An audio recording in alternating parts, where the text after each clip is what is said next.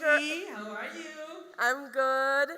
Awesome. Don't look at the TV though. Look at this camera. There we go. Here we Right, go. right. Hi, everyone. That's Michelle Gordon, everybody. Michelle, what have you been up to at the I Am Sagicor Bold Conference? I am Sagicor Boulder. We're here with our kids. We're here with our bold teens.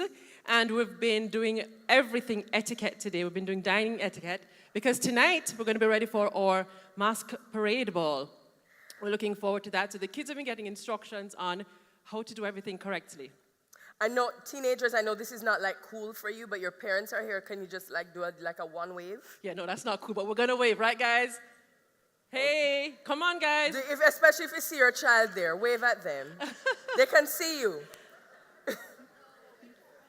Some of them are like, please, can They're you like, just... really? Do we have to do this? Anyway. Yeah, this is a teen stage, folks, and trust me, it's this is where the challenge starts, right? But we're having a great time in here. Our babies are outside, and we saw them yesterday, so they're outside, getting that energy out, and we're inside here learning how to do things so perfectly. All right, so Michelle, I know that people kind of don't believe that we're talking live, and since you're our next presenter, why don't you come on over here? On my way. We're so extra. She's on her way. She have to walk. Don't stop her. Airtime is expensive. Watch her. She have to strut. Come on, Michelle. Walk faster. What? That's Norma in the back. Brand bold. Ladies and gentlemen, Michelle Gordon, our next presenter of B3 Parenting. See, look, she's at the back.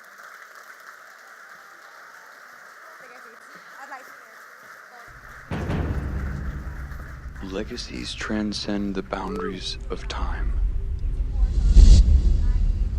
We create them with or without our knowledge.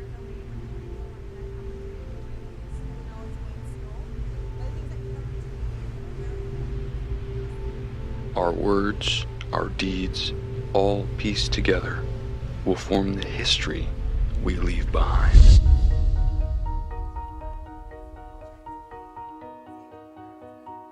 They are told, shown, held, felt.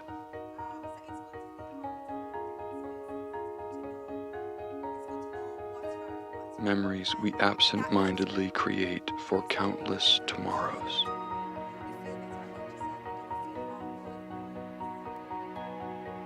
Legacies are roads left paved for those that will follow.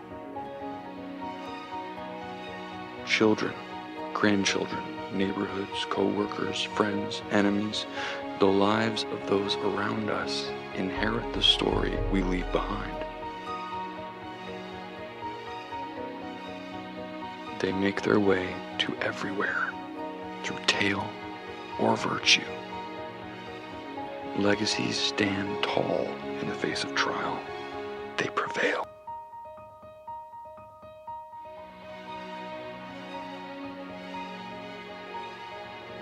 Found in humbled homes, inherited mansions, and tin-roofed rooms, legacies extend past the limited hours of your life and mine. Where have you seen them? Where have you taken them in? What will your name leave behind? Legacies test all boundaries. Legacies find no limits. Legacies light the way. Legacies lead. The choice is yours. What will be your legacy?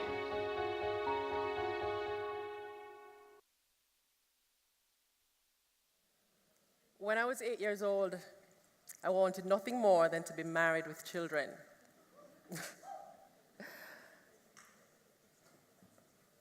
Actually, I don't have a clip on.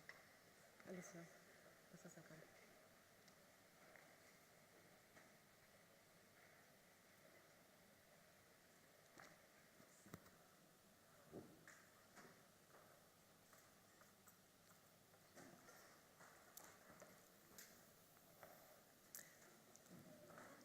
When I was 30 and finally married, the marriage part didn't really work out.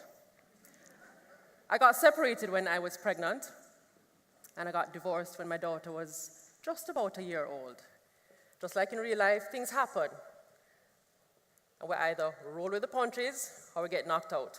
And I made up my mind right then and there that I wasn't going to get knocked out. I was very determined that I was going to leave a legacy for my children. I wanted to create a path for them that was defined by excellence and strength. I've always been a prayer, but sometimes, we pray a little more often than other times, and we need that help. And I prayed and I prayed. And I remember one particular day I was praying. My son was about 2.5, maybe 3. And my daughter was in the crib, and I was praying, and I asked God for help. I was down on my luck, and I needed some help. And I was upstairs, and I remember hearing a noise downstairs, and I went downstairs, and I looked in the kitchen, and there was a girlfriend of mine in the kitchen washing the dishes. And I started to cry. I just started to bawl, uncontrollably bawl. I think she thought I was crazy. And my son looked at me at 3 and said to me, "Mommy, God answered your prayers. He sent Auntie Nadine to wash the dishes." And I didn't really realize then how much my children, well, at the time my son was watching me. My children have seen me pray.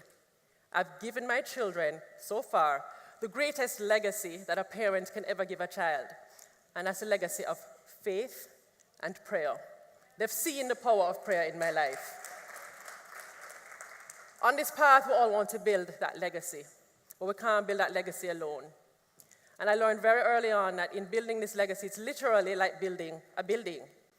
You need workers, you need a construction team, you need hands on deck. The mason, the carpenter, you know how it is when you're building a building.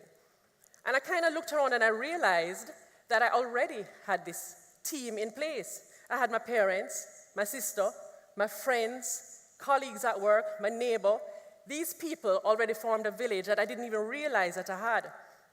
And fortunately in Jamaica, we still use that village to raise our children. Now, there's no pause button in parenting. I recently had an exceptionally low parenting moment. My son, my preteen son, had, I think he overdosed on testosterone that particular day. And I had a horrible day at work. I was at the end of my tether. I don't know if you've ever gotten there. And we clashed. And I cursed at my son. I told him a choice Jamaican bad word, one of those really colorful ones. And when the word flew out of my mouth, I was shocked, first of all, because I'm not a bad word cursor normally.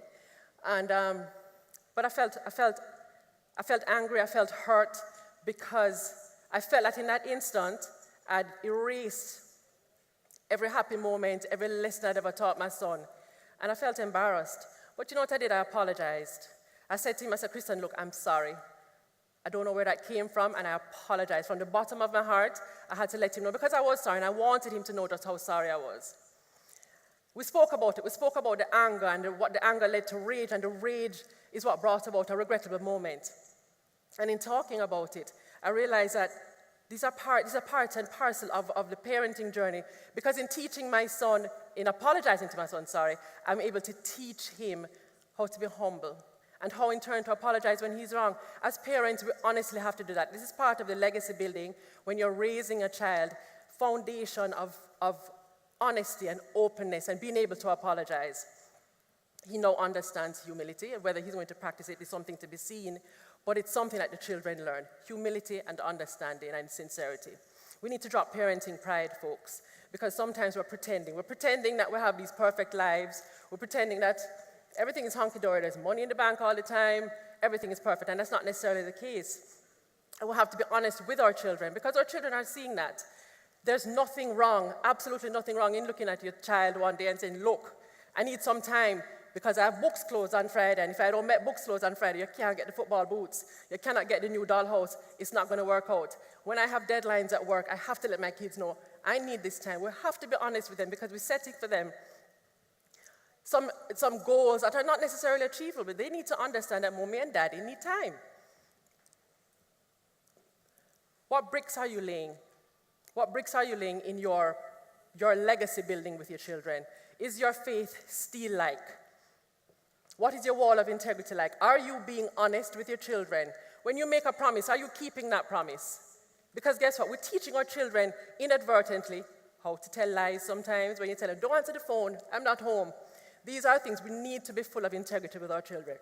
Excuse me, and we need to teach them tolerance and forgiveness.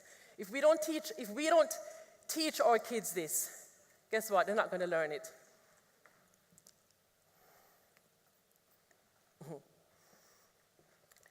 The past couple of, I want to say weeks, but it's actually months, I've been immersed in everything Sagicor.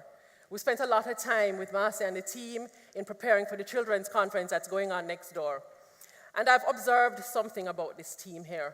I've never seen a group of people more dedicated to a passion, never. And I've worked with a lot of companies in the past. You folks are teaching your children, whether you know it or not, just like the video said, our legacy is being built, whether we're aware of it or not. But you are teaching your children commitment, dedication, and faithfulness. You cannot look at your child and say, look, go and be committed. It's not going to work that way. They're doing it only because they see you doing it. And Sagicor, you're doing a phenomenal job of that level of dedication that you want your children to have. They're learning it. They're learning that work ethic. I'm building my legacy as I go along. I have my magazines. My children, when they understand the deadlines are coming, they don't have a choice but to hold a back seat, because if I don't put out that magazine in time, the advertiser's not going to pay me, so they have to understand those things.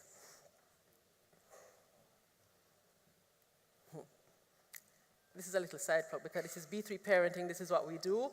B3 Parenting magazine, Indulge magazine. Ladies and gentlemen, let's take a time to look at our lives. Let's kind of reassess what it is that we're doing.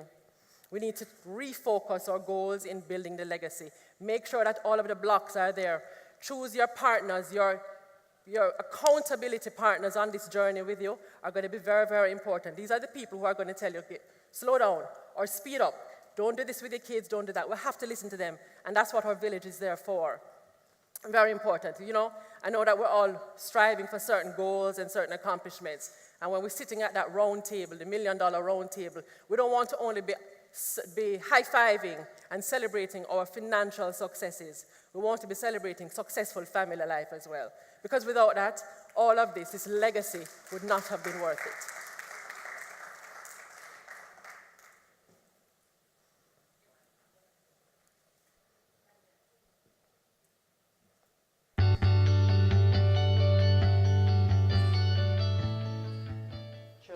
To become more confident. And when Cynthia and I realized that we're both on the same page, it really made for a perfect partnership going forward with Island Child Style, because we really both feel that the most beautiful child is a confident child.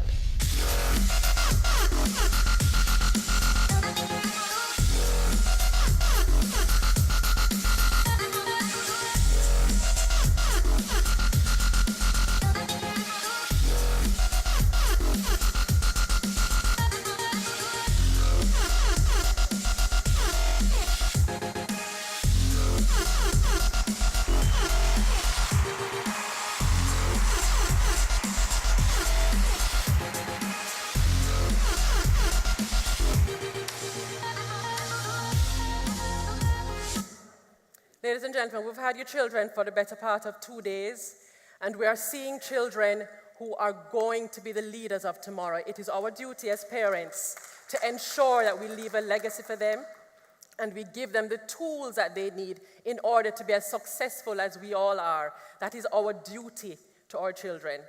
Happy parenting, folks. Thank you.